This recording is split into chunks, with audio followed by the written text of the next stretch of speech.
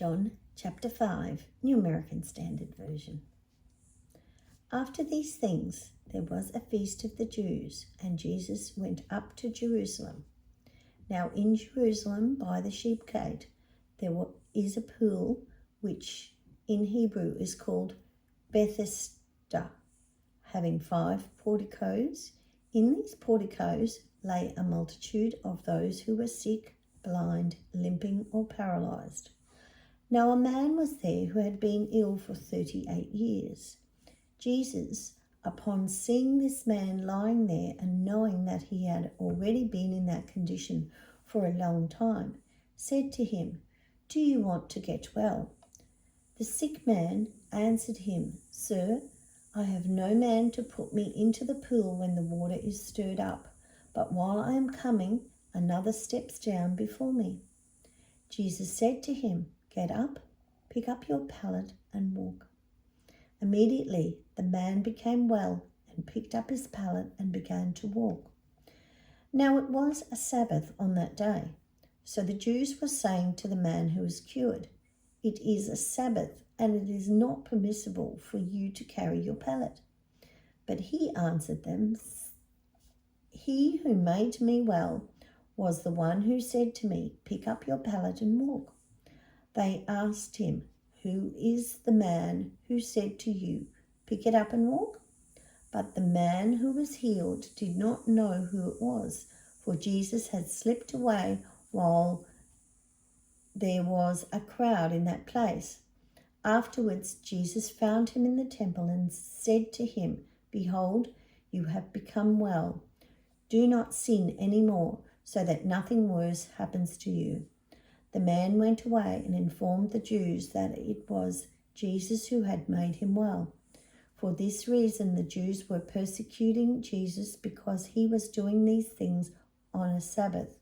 But he answered them, "My Father is working until now, and I myself am working."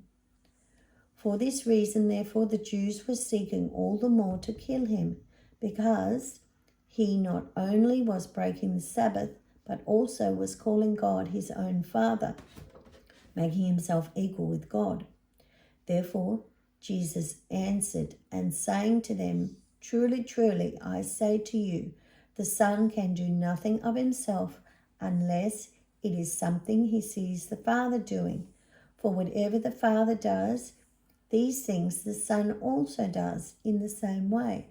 For the Father loves the Son and shows him all things that he himself is doing.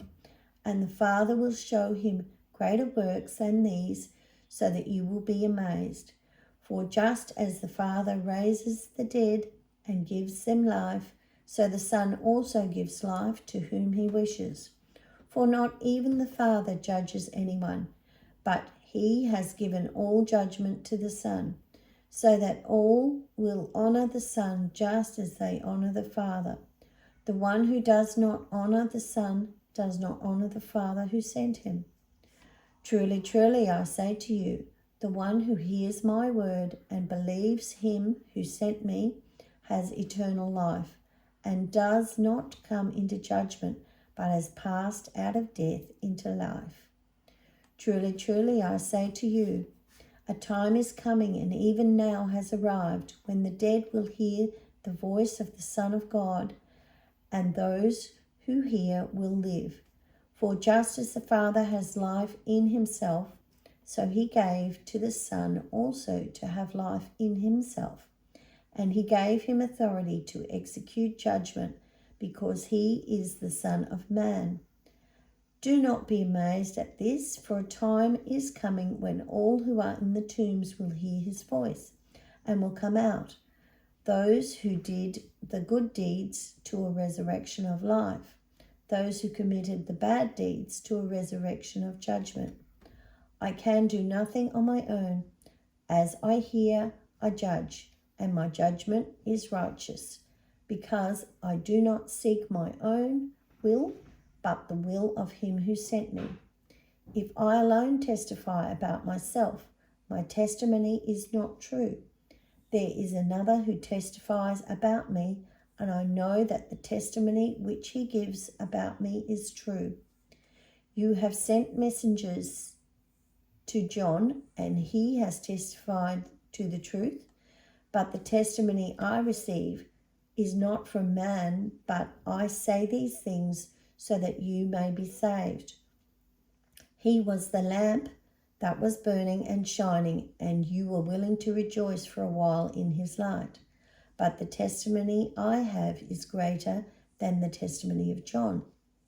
For the works which the Father has given me to accomplish, the very works that I do, testify about me that the Father has sent me. And the Father who sent me, he has testified about me.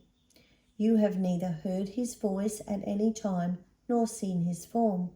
Also, you do not have his word remaining in you because you do not believe him whom he sent. You examine the scriptures because you think that in them you have eternal life. And it is those very scriptures that testify about me. And yet you are unwilling to come to me so that you may have life. I do not receive glory from people, but I know you, that you do not have the love of God in yourselves. I have come in my Father's name, and you do not receive me. If another comes in his own name, you will receive him.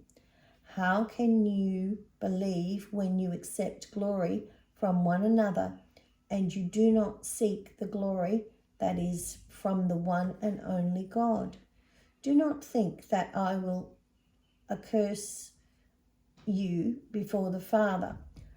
The one who accuses you is Moses, in whom you have put your hope. For if you believed Moses, you would believe me, for he wrote about me. But if you do not believe his writings, how will you believe my words?